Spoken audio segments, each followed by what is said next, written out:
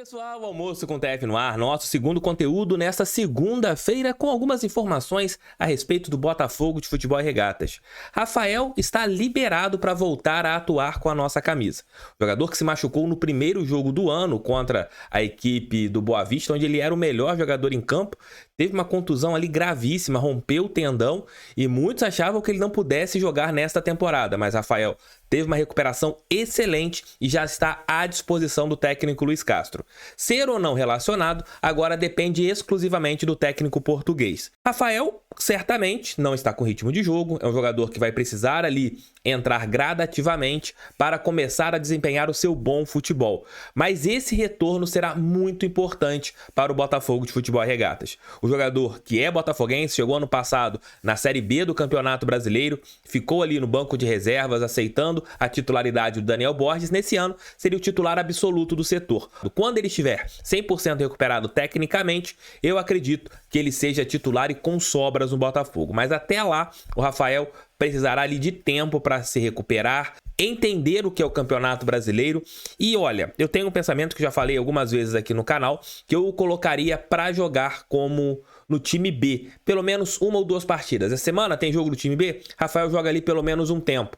Para quê? Ele ganhar ritmo de jogo, para ele ser um jogador que terá ali pelo menos mais rodagem, até ele entrar em campo para ter ali oportunidades. Acho que colocar o Rafael imediatamente em um jogo pegado do Campeonato Brasileiro pode ser ruim até para ele. O torcedor cobra, o torcedor não vai querer saber se ele ficou 8 meses fora ou se ele está jogando todas as partidas. Se ele for mal, será criticado. Então, para que essas críticas sejam diminutas, eu acho que seria interessante para ele participar ali de algumas pelejas pela equipe B, pelo menos um ou dois jogos, não 100% das partidas, mas um tempo, 20 minutos, 30 minutos, não sei, para ele se ambientar com o jogo de futebol.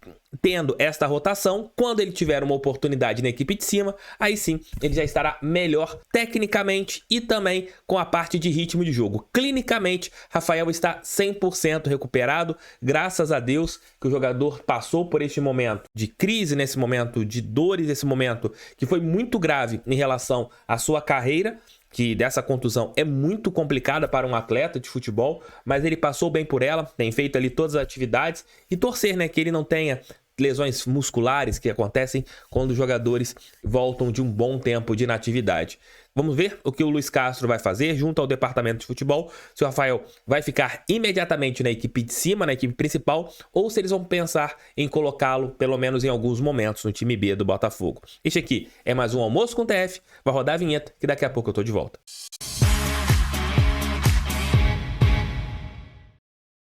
Segundo o meu querido amigo Mateuzinho lá do Guia Alvinegro, que faz um grande trabalho, ele postou uma informação que o Botafogo buscou o Lucas de Vega, jogador que foi criado nas divisões de base do Barcelona, um meio-campo, meio-armador, ele faz ali tanto o papel de segundo homem quanto um jogador mais à frente para o seu time B. Porém, o Lucas de Vega não aceitou essa proposta do Botafogo para vir para o time B. Acho que é o mole do Lucas de Vega. Um jogador que não é tão conhecido no futebol brasileiro, é um atleta que tem uma certa qualidade. Ele lembra um pouco, né? Não vou colocar que é igual, né? Mas ele tem, para quem não conhece, ele lembra um pouco o estilo de jogo do Andrés Pereira. Ah, Tef, como que você conhece o Lucas de Vega? Cara, eu gosto do Barcelona, no time da Espanha, que eu tenho uma simpatia, né? Então eu costumo assistir aos jogos do time B do Barcelona, e por ele ser brasileiro, acabei acompanhando alguns jogos desse jogador, que era tido como uma das grandes joias do clube catalão. Mas ele não rendeu tanto e seu vínculo com a equipe lá de Barcelona acabou terminando e ele não vai continuar nesta temporada. Mas o Lucas de Vega foi sim procurado para o Botafogo, não para a equipe A princípio, e sim para o time B, até mesmo para uma adaptação ao futebol brasileiro. Deu mole o Lucas de Vega. Eu acho que seria bem interessante para ele. Jogaria o campeonato sub-23 com o Botafogo nesse ano, poderia jogar um campeonato carioca e depois agregar ao time comandado pelo técnico Luis Castro. Mas é um bom jogador, foi uma boa busca do Botafogo, e isso mostra o trabalho de scout, né? Que muita gente não conhece o Lucas de Vega.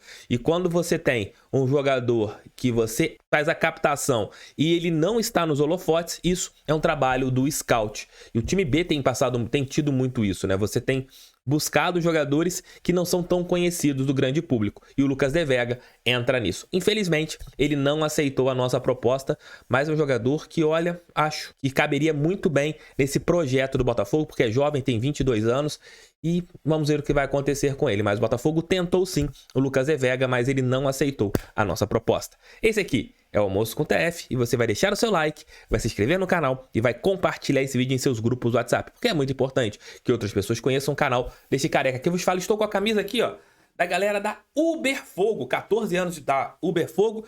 Em setembro estarei lá em Uberaba com a galera no aniversário da Uberfogo. Vou fazer minha live pós-jogo de Botafogo e Fortaleza, lá da sede da Uberfogo, batendo papo com a galera. Espero que vocês curtam bastante este conteúdo que acontecerá lá em setembro. Então, galera de Uberaba, estarei aí com vocês nos dias 3 e 4 de setembro. O prefeito do Rio, Eduardo Paes, falou à coluna Panorama Esportivo do Jornal Globo sobre alguns detalhes em relação ao CT e também ao estádio Newton Santos. Segundo o mandatário da Cidade Maravilhosa, ele confirmou que cedeu terrenos para Fluminense e Vasco e que também fará o mesmo para o Botafogo. Abro aspas para o Eduardo Paes. Eu cedi no meu outro governo terrenos para Vasco e Fluminense. Agora nós estamos licitando as obras de acesso aos dois CTs. Foi uma pressa muito grande do Fluminense, mas no dia que fui tinha uma bandeira bonita com a Cruz de Malta ao fundo. Ele é Cruz Maltino, né? O prefeito do Rio, Eduardo Paes, fez questão ali de falar da sua equipe de coração. Vai também, de alguma maneira, beneficiar, e eu disse para o Textor e para o presidente do Botafogo, que a prefeitura dispõe de áreas em Vargem Grande e que a gente cederia como cedi para o Vasco e o Fluminense, explicou o Eduardo Paes. E ele também falou mais um pouco, né? O prefeito não se incomoda com as críticas por doar terrenos aos clubes. Ele falou também o seguinte: ganha o Vasco, o Fluminense, o Flamengo e o Botafogo.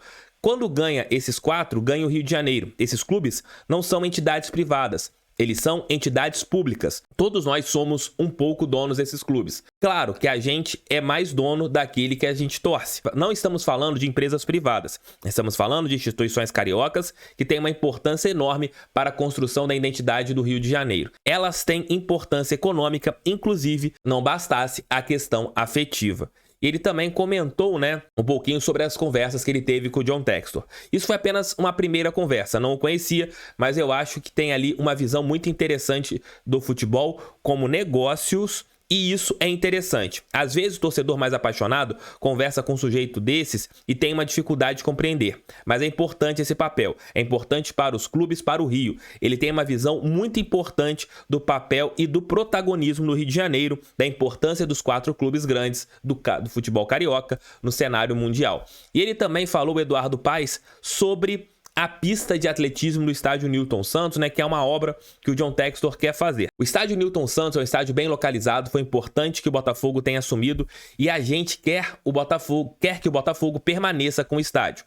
Pelo fato de o Newton Santos ser olímpico, ter a pista de atletismo tem de fato um pouco desse defeito, a distância em relação ao gramado. E o Textor já tinha dado sinais públicos de que isso atrapalhava o desenvolvimento do Botafogo. O que eu disse para ele é que nós desejamos tanto que o Botafogo fique com o Newton Santos, que é um estádio da prefeitura, que a gente topa discutir essa alternativa, uma proposta dele para se aproximar à arquibancada do estádio. Provavelmente terão que fazer ali algumas obras de baixar eventualmente o gramado, mas tem solução arquitetônica de engenharia. É possível e a gente estaria de acordo, a gente que busque a alternativa para a prática de atletismo no Rio de Janeiro. Esse sinal positivo do Eduardo Paes em ceder um terreno em Vargem Grande para a construção do CT do Botafogo, isso é muito bom. Por quê? Economiza, né? O John Textor vai economizar na compra do espaço. Com a possibilidade do prefeito Eduardo Paes ceder um espaço, fica muito mais fácil para o Botafogo construir o seu centro de treinamentos sem o John Textor ter que comprar. O investimento aconteceria apenas na parte ali da alvenaria, da feitura dos gramados e etc. É um bom ponto, né? Espero que essas conversas avancem até o final do ano para que já em janeiro de 2023 comece a construção do novo CT do Botafogo. Um abraço, gente. Fique com Deus. Esse foi mais um Almoço com o TF, mais 2 vídeos aqui do lado, assistam, porque é o canal do TF feito para todo torcedor que ama a estrela solitária de General Severiano. Um beijo, tchau, tchau e fui! Fogo neles, pra cima deles, fogão, sempre fogão. Valeu, tamo junto, até mais tarde.